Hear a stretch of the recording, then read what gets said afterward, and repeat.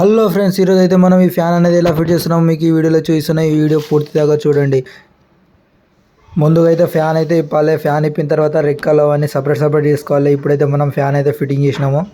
ఇప్పుడైతే మనం ఫ్యాన్కి అనేది ఉరి అయితే వేయాలి. అప్పుడే మనకు ఫ్యాన్ అనేది బాగా తిరుగుతుంది. ఉరి అంటే ఏలాడ తీయడం, అంటే సీలింగ్కి ఏలాడ తీయడం. ఇదైతే మనకు రిమోట్ కంట్రోల్ ఫ్యాన్, రిమోట్తోనే పనిచేస్తుంది. రెగ్యులేటర్ అయితే పనిచేయదు, తిరుగుతుంది ఆగుతుంది ఒకటే స్పీడ్లో తిరుగుతుంది. దీనికైతే రిమోట్ కంట్రోల్లో ఉంటుంది ఫ్యాన్. ఇది రెగ్యులేటర్ తీసేసి డైరెక్ట్ చేయాలి ఈ ఫ్యాన్కి. చాలామందికి తెలియదు రిమోట్ కంట్రోల్ ఫ్యాన్ అనేది ఎలా ఉంటుందో. ఇప్పుడైతే మన స్విచ్ బోర్డ్ అయితే ఇప్పినాము, చూడండి. రెగ్యులేటర్ అనేది సపరేట్ చేసినాము, ఫ్యాన్ అనేది డైరెక్ట్ ఇచ్చేసినాము.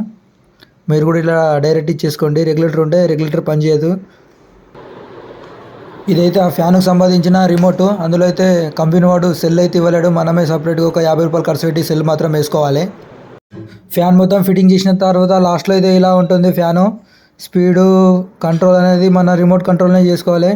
మా వీడియో నచ్చినట్లయితే ప్లీజ్ జర సబ్స్క్రైబ్ చేసుకోండి. రైట్, మళ్ళీ